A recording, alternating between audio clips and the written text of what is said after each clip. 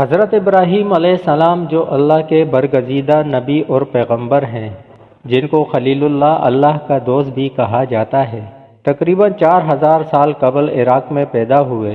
3 بڑے مذاہب یہودیت، عیسائیت اور اسلام کے عظیم پیغمبروں میں سے ایک ہیں۔ یہودی اور عیسائی بھی حضرت ابراہیم علیہ السلام کو اپنا پیشوا مانتے ہیں۔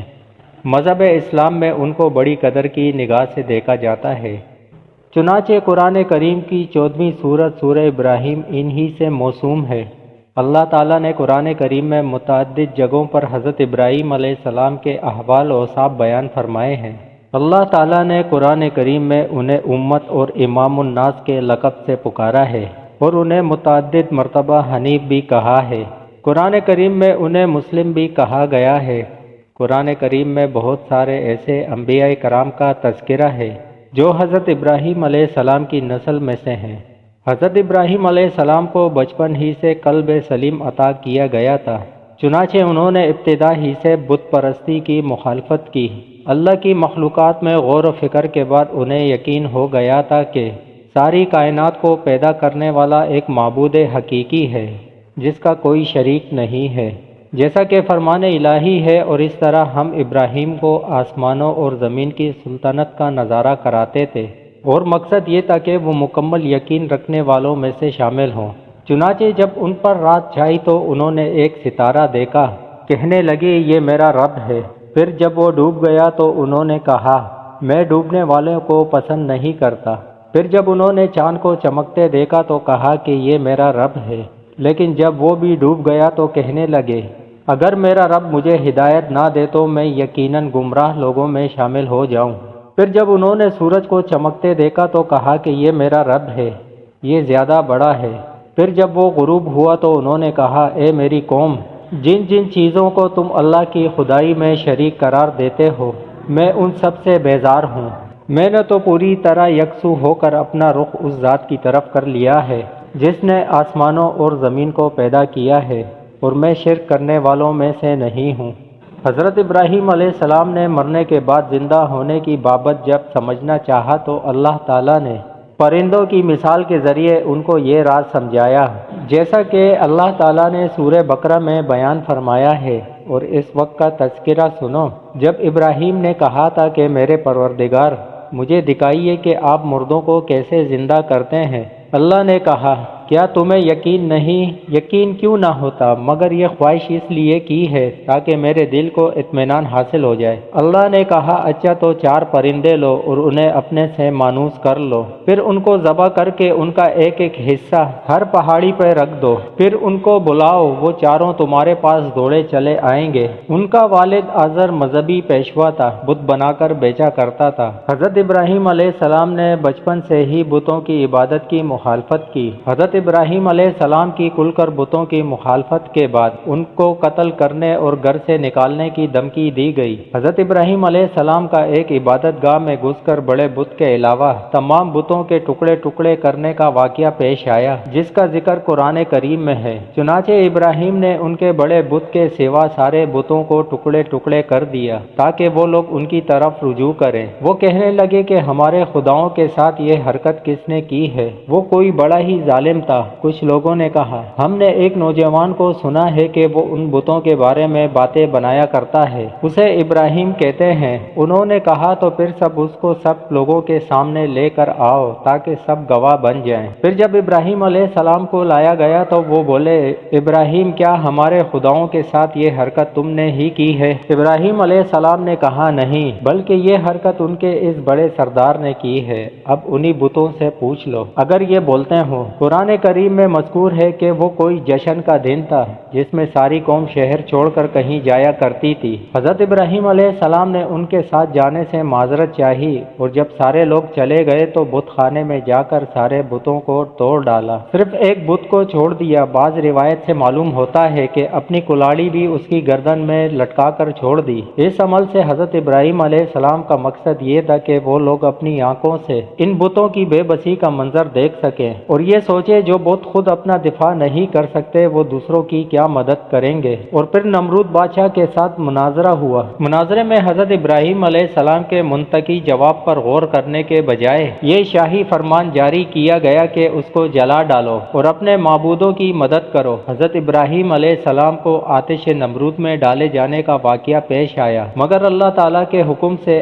آگ ابراہیم علیہ السلام کے لیے ٹھنڈی ہونے کے ساتھ سلامتی اور آرام کی چیز بن گئی، جیسا کہ فرمان الہی ہے، آگ میں جلا ڈالو اس شخص کو اور اپنے خداؤں کی مدد کرو اگر تم میں کچھ کرنے کا دم خم ہے۔ چنانچہ انہوں نے ابراہیم علیہ السلام کو آگ میں ڈال دیا اور ہم نے کہا، اے آگ ٹھنڈی ہو جا اور ابراہیم علیہ السلام کے لیے سلامتی بن جا۔ عرض یہ ہے کہ اللہ تعالیٰ کے حکم سے وہ آگ حضرت ابراہیم علیہ السلام کو کچھ بھی نقصان نہ پہنچا سکی۔ اس قوم کی بد نصیبی کی حد یہ تھی کہ اتنا بڑا معجزہ دیکھنے کے باوجود ایک آدمی بھی ایمان نہیں لایا۔ چنانچہ حضرت ابراہیم علیہ السلام عراق چھوڑ کر ملک شام تشریف لے گئے، وہاں سے فلسطین چلے گئے اور وہیں مستقل قیام فرما کر اسی کو دعوت کا مرکز بنایا۔ ایک مرتبہ حضرت ابراہیم علیہ السلام اپنی بیوی حضرت سارہ کے ہمراہ مصر تشریف لے گئے۔ وہاں کے بادشاہ نے حضرت ہاجرہ کو حضرت ابراہیم علیہ السلام کی اہلیہ حضرت سارہ کی خدمت کے لیے پیش کیا۔ اس وقت تک حضرت سارہ کی کوئی اولاد نہیں ہوئی تھی۔ مصر سے حضرت ابراہیم علیہ السلام پھر فلسطین واپس تشریف لائے۔ حضرت سارہ نے خود حضرت ہاجرہ کا نکاح حضرت ابراہیم علیہ السلام کے ساتھ کروا دیا۔ ہاجرہ کے بطن سے حضرت اسماعیل علیہ السلام پیدا ہوئے۔ کچھ عرصے بعد حضرت سارہ کے بطن سے حضرت اسحاق علیہ السلام پیدا ہوئے۔ اللہ تعالیٰ کے حکم سے حضرت ابراہیم علیہ السلام نے اپنی بیوی حضرت ہاجرہ اور بیٹے اسماعیل علیہ السلام کو مکہ مکرمہ کے چٹیل میدان میں بیت اللہ کے قریب چھوڑ دیا، جیسا کہ فرمان الہی ہے، اے ہمارے پروردگار، میں نے اپنی کچھ اولاد کو آپ کے حرمت والے گھر کے پاس ایک ایسی وادی میں لا بسایا ہے جس میں کوئی کھیتی نہیں ہوتی۔ ہمارے پروردگار، یہ میں نے اس لیے کیا تاکہ یہ نماز قائم کریں، لہٰذا لوگوں کے دلوں میں ان کے لیے کشش پیدا کر دیجئے اور ان کو پلوں کا رزق عطا فرمائیے تاکہ وہ شکر گزار بنے۔ حضرت ابراہیم علیہ السلام کی دعا ایسے قبول ہوئی کہ دنیا بھر کے مسلمانوں کے دل مکہ مکرمہ کی طرف کھینچے چلے جاتے ہیں۔ چنانچہ ہر مسلمان کی یہ خواہش ہوتی ہے کہ وہ کم از کم ایک مرتبہ اللہ تعالیٰ کے گھر کی ضرور زیارت کریں، اور پلوں کی افراد کا یہ عالم ہے کہ دنیا بھر کے پل بڑی تعداد میں وہاں موجود ہیں۔ جب کھانے پینے کے لیے کچھ نہ رہا تو حضرت ہاجرہ بے چین ہو کر قریب کی صفا اور مروہ پہاڑیوں پر پانی کی تلاش میں دوڑی۔ چنانچہ پانی کا چشمہ زمزم جاری ہوا۔ کچھ مدت کے بعد ایک قبیلے بنو جرہم کا ادھر سے گزر ہوا۔ پانی کی سہولت دے کر انہوں نے حضرت ہاجرہ سے قیام کی اجازت چاہی۔ حضرت ہاجرہ نے وہاں قیام کرنے کی اجازت دے دی۔ حضرت ابراہیم علیہ السلام کو خواب میں دکھایا گیا کہ وہ اپنے اکلوتے بیٹے حضرت اسماعیل کو ذبح کر رہے ہیں۔ نبی کا خواب سچا ہوا کرتا ہے، چنانچہ اللہ کے اس حکم کی تعمیل کے لیے فوراً فلسطین سے مکہ مکرمہ پہنچ گئے، جیسا کہ فرمان الہی ہے۔ پھر جب وہ لڑکا ابراہیم کے ساتھ چلنے پھرنے کے قابل ہو گیا تو انہوں نے کہا، بیٹے میں خواب میں دیکھتا ہوں کہ تمہیں ذبح کر رہا ہوں، اب سوچ کر بتاؤ تمہاری کیا رائے ہے؟ جب باپ نے بیٹے کو بتایا کہ اللہ تعالیٰ نے مجھے تمہیں ذبح کرنے کا حکم دیا ہے تو فرمانبردار بیٹے اسماعیل علیہ السلام کا جواب تھا، ابا جان، جو کچھ آپ کو حکم دیا جا رہا ہے اسے کر ڈالیے، انشاءاللہ آپ مجھے صبر کرنے والوں میں پائیں گے۔ اور پھر اللہ تعالیٰ کی رضا کے لیے حضرت ابراہیم علیہ السلام نے تاریخ انسانی کا وہ عظیم الشان کارنامہ انجام دیا جس کا مشاہدہ نہ اس سے پہلے کبھی زمین و آسمان نے کیا اور نہ اس کے بعد کریں گے۔ اپنے دل کے ٹکڑے کو منہ کے بل زمین پر لٹھا دیا، چھری تیز کی، آنکھوں پر پٹھی باندھی اور اس وقت تک پوری طاقت سے چھری اپنے بیٹے کے گلے پر چلاتے رہے جب تک اللہ تعالیٰ کی طرف سے یہ صدا نہ آ گئی، اے ابراہیم، تو نے خواب سچ کر دکھایا، ہم نیک لوگوں کو ایسا ہی بدلہ دیتے ہیں۔ چنانچہ حضرت اسماعیل کی جگہ جنت سے ایک مینڈا بھیج دیا گیا جسے حضرت ابراہیم علیہ السلام نے ذبح کر دیا۔ اس وقت کے بعد سے اللہ تعالیٰ کی رضا کے لیے جانوروں کی قربانی کرنا خاص عبادت میں شمار ہو گیا۔ چنانچہ حضور اکرم صلی اللہ علیہ وسلم کی امت کے لیے بھی ہر سال قربانی نہ صرف مشروع کی گئی بلکہ اس کو اسلامی شعار بنایا گیا، اور حضرت ابراہیم علیہ السلام کی اتباع میں حضور صلی اللہ علیہ وسلم کے طریقے پر جانوروں کی قربانی کا یہ سلسلہ کل قیامت تک جاری رہے گا۔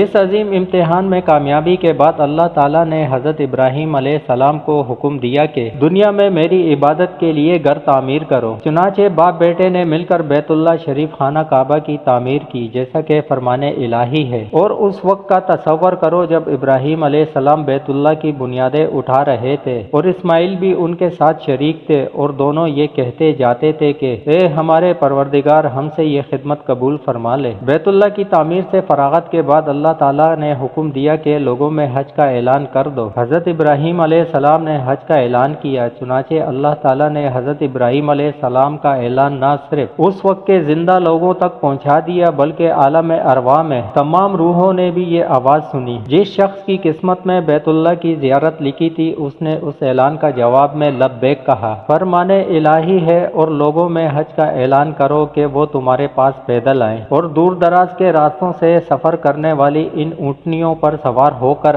آئے جو لمبے سفر سے دبلی ہو گئی ہوں۔ دنیا کے کونے کونے سے لاکھوں عازمین حج کا ترانہ یعنی لبیک پڑھتے ہوئے مکہ مکرمہ پہنچ کر حضور صلی اللہ علیہ وسلم کے بتائے ہوئے طریقے پر حج کی ادائیگی کر کے اپنا تعلق حضرت ابراہیم علیہ السلام اور حضرت اسماعیل علیہ السلام کی عظیم قربانیوں کے ساتھ جوڑتے ہیں۔ حج کو اسی لیے عاشقانہ عبادت کہتے ہیں کیونکہ حاجی کے ہر عمل سے دیوانگی ٹپکتی ہے۔ حج اس لحاظ سے بڑی نمایاں عبادت ہے کہ یہ بیک وقت روحانی، مالی اور بدنی تینوں پہلوؤں پر مشتمل ہے۔ یہ خصوصیت کسی دوسری عبادت کو حاصل نہیں۔ حضرت ابراہیم علیہ السلام کے قصے سے یہ بات بھی عیاں ہوتی ہے کہ ہجرت سنت انبیاء کرام ہے اور حق قبول کرنے والوں پر زندگی مشکل کر دی، تب حضرت ابراہیم علیہ السلام نے ہجرت فرمائی۔ یہودیوں اور عیسائیوں میں سے ہر کسی کا ماننا تھا کہ حضرت ابراہیم علیہ السلام ان کے مذہب پر قائم تھے، لیکن اللہ پاک نے ان کے اس دعوے کا زبردست انداز میں تردید فرمائی کہ تورات اور انجیل حضرت ابراہیم علیہ السلام سے سینکڑوں سال بعد نازل ہوئی، تو پھر حضرت ابراہیم علیہ السلام یہودی یا عیسائی کیسے ہو سکتے ہیں؟ اور فرمایا کہ حضرت ابراہیم علیہ السلام کے اصلی پیروکار بس وہی ہیں جو توحید پر قائم رہیں، بے شک اللہ مومنوں کا کارساز ہے۔ حضرت ابراہیم علیہ السلام کی اہلیہ محترمہ حضرت سارہ علیہ السلام آپ کی زندگی میں کنعان کے علاقے میں جبرون کے مقام پر 127 سال کی عمر میں فوت ہوئی، اور آپ نے 400 مسکال کے عوض ایک غار خریدا اور حضرت سارہ کو وہاں دفن کیا۔ پھر حضرت ابراہیم علیہ السلام 158 کی عمر میں فوت ہوئے اور اپنی زوجہ محترمہ کے قریب مذکورہ بالائے غار میں دفن ہوئے جو جبرون میں واقع ہے۔ آپ علیہ السلام کے دفن کا اہتمام حضرت اسماعیل علیہ السلام اور حضرت اسحاق علیہ السلام نے کیا۔